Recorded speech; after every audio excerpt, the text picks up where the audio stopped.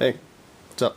Austin Smith here with a review of the Ontario Knives Rat 1 and 2 knives. But first, let's look at the boxes. This is the old style box. The knives were originally called Rat, as you can see in there.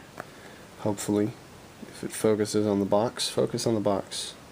Focus. There we go, Rat, which stands for Randall's Adventure Training, which you can see on the triangle logo there, and then you see Ontario Knife Co. Knives as an extension of the logo. I think both these boxes are identical other than that. Ontario/Rat Model 2. This is the smaller of the boxes. On the inside you just get a piece of bubble wrap that contained the knife. Nothing too fancy, which I am a fan of. You can go to their website there. They have the same caution, knives are sharp sort of warning. This one has the Ontario Knife Company logo with the O there. Same sort of informational. This one has Facebook caution, knives are sharp. You get the warranty. There we go. It still says Ontario Rat Model 1. They just have a bit of a rebranding. I don't know exactly the reason for that. I don't really particularly follow it. This is one of the most reviewed knives on YouTube, though, so I'm sure there's a review that has both of those, or that has that information in it that did not get on camera. It's hard to do on camera. There we go. It flips out quite nicely. So this is the newer version of the knife, although I got this one first. I got this one second, which is the older style. So the original style had that same Randall's Adventure Training logo on the blade and the triangle on the pocket clip right there.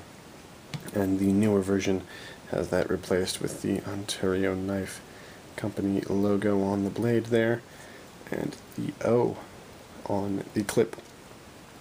Other than that, they're the same. Both blades do say the model number and AUS-8 steel, AUS-8, and Taiwan on the other side, so they didn't change manufacturing, and from what I can tell, they're exactly the same quality.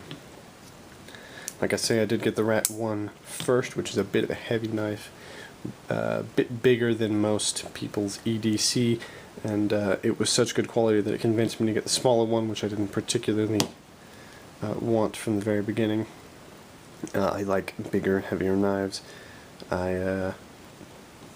Yeah, most people say that this would bring their pants down or whatever. I don't know what pants they're wearing. They must not fit, because I never had a problem. I've actually put this in my pocket and not noticed it, and it is pretty heavy. When you first pick it up, it's definitely not a light knife. It is a bit hard to flick open when you're about 2 hand lengths from the camera and worried about cutting it. Or not cutting it, just knocking it. The smaller one is definitely a lot easier to open. As you can see here, there is the length, about 7 inches open. This one is about a bit longer. It's about 8.5 inches open. It's a bit hard to get in frame there. Alrighty.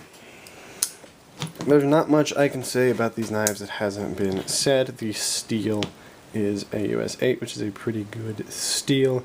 The liners are solid stainless steel, not drilled out or anything. The lock is solid, very, very good. There's no play, up, down, left, right. It's all good there. The scales are glass reinforced nylon. They're a bit slippery, but they do provide some grip. It's not like smooth stainless steel or anything, but it's definitely not if your hands are soaked with water or some other liquid. It's probably not the best for holding on to. The jimping is good, it does a good job. It's not the best jimping in the world, but I'm not really a fan of most jimping anyway, so that's fine by me. It's not too aggressive, doesn't really bite into your thumb, but it can lock your thumb in there. You have dual thumb studs or ambidextrous thumb studs, so you can flip it out either side or just take it nice and slow, because I can't flick it with my left hand. You have a pocket clip here that can go tip up, tip down, left or right, so you have every option for pocket clip carry that you could or every carry option that you could want with the pocket clip, which is wonderful. I think that's one of my favorite features about the knife, despite the fact that I always prefer tip down right hand carry because I am right handed. I wonder where that came from. Interesting. There's some white lint in there. I don't know where that came from. Anyway, blade centering on both knives is pretty good. Almost perfect. Not quite perfect, but pretty good. Especially for the price of the knives that I have at this price range. Say the Leatherman is sort of forced here because that little stud into having a straight blade, to having a centered blade. But as you can see, like the Sanren Mu, which is a great knife for a little less, does not have a great centered blade. I don't really have many other blades in the $20 to $30 price range, which is what these typically are. Their MSRP is about $50, but they typically retail for $20 to $30. I got this one on a super deal for $22, which is probably the best $22 I've ever spent on a knife. Let's get these ones out of here. Here's a quick comparison to some other kind of popular knives. You have an open design here, so the lint can get in there, but it's also pretty easy to clean out. Pillar construction with these Torx screws that are fairly standard on most knives, so they're easy to remove. A bit bigger Torx screw for the pivot. You have what I've heard called bronze phosphorus washers. I don't know what that actually means, but these knives are super smooth to open. Let's see if you can see that better in the larger knife, probably the top. This way you'll be able to see that best. Nope. Can't. My camera just doesn't want to do it. Let's see. No, you can't really see with this camera, but there are some kind of brass colored washers in there that make these blades super smooth to open. I'm not going to beat them up. They're sort of camping knives, and I am not a camper. I'm not a bushcrafter, not a super hard user, so the things that people have done to test these knives on YouTube is crazy. So they're super good. They did come sharp, and they do keep an edge fairly well. Let's take a look at the number 2 first.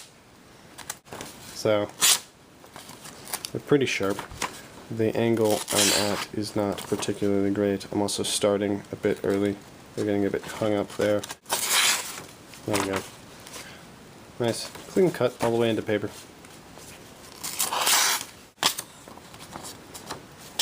There we go.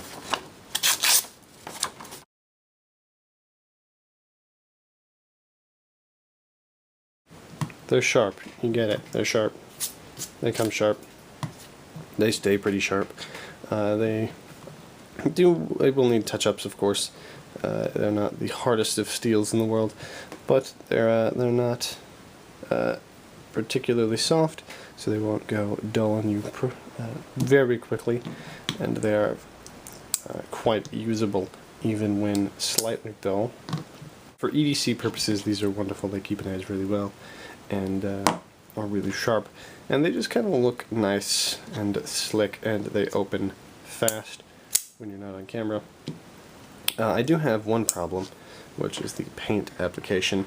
As you can see, the paint is sort of wearing off both pocket clips. This one a bit less so, but you can definitely see the wear on the pocket clip there, and you can see a bit more on this one, just kind of chipping off. I'm not a fan of that. I wish that they had tested that a bit more and just kind of gave you a stainless steel clip, not painted at all. I would have preferred that, honestly, but that's just me, I suppose. Or if it's not just me, it's not really a major hit against the knives.